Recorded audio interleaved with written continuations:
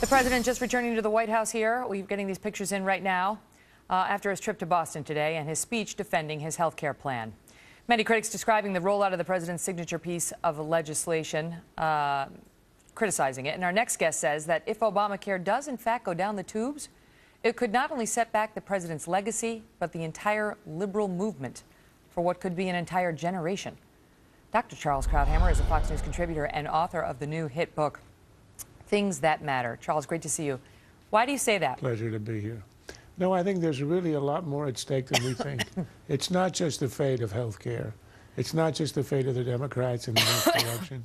And it's not even the fate of the president, although I do think his presidency is in jeopardy, that he could lose all the power. He could become a lame duck very, very early if this thing continues to unravel. I would say that what's really at stake here is that if this thing really goes south, if Obamacare truly self-destructs, I don't know that it's certain, but I would say right now it is more than likely. I think it really will set back American liberalism for a decade at least. And the reason is this. Obamacare is not just any piece of legislation. It's not like immigration. It's not like a tax hike. Obamacare is the core of the new expansion of the liberal idea. This is sort of the continuation of the New Deal. It's the continuation of the Great Society. In a sense, the way that liberals have portrayed it, it's the completion of the entitlement state, the one element that separated us from the rest of the advanced industrial countries. They were saying we were the only one with people who are not covered, and now we're going to have that. We're going to enter into the realm of those who insure everybody and protect everybody.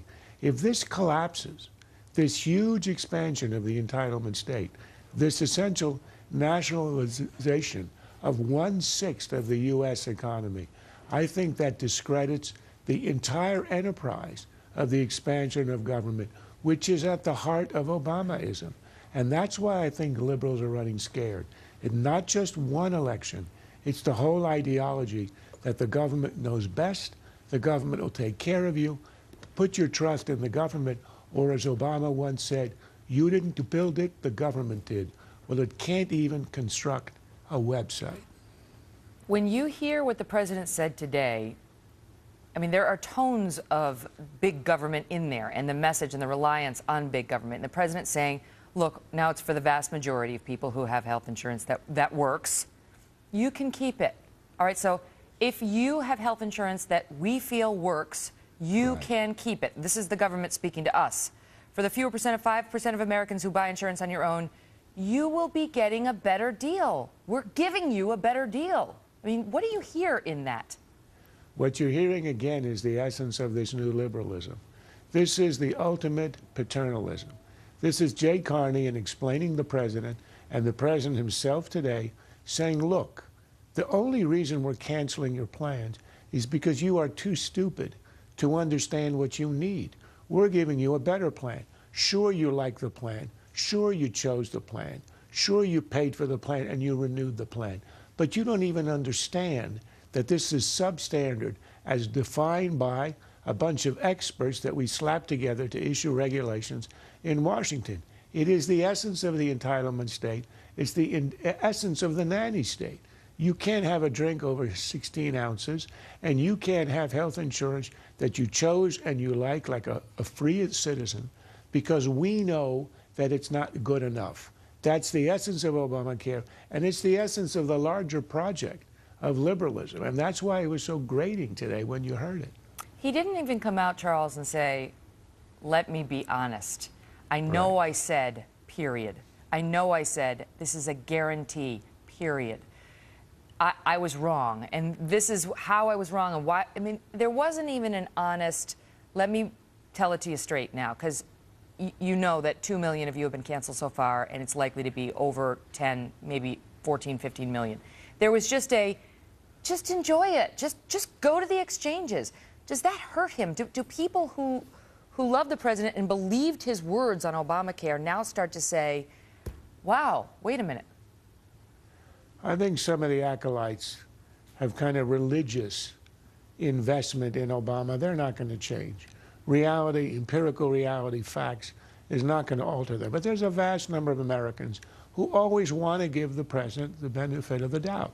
He is the president, the only one we have. He's the leader. And look at the pattern here.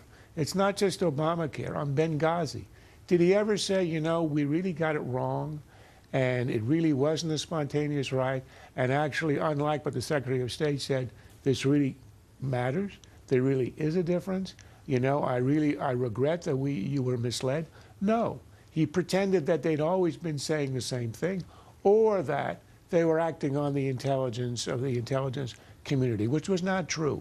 He's got a pattern. I can't remember once in the 5 years of the presidency where he ever said, I got it wrong, here's why I got it wrong.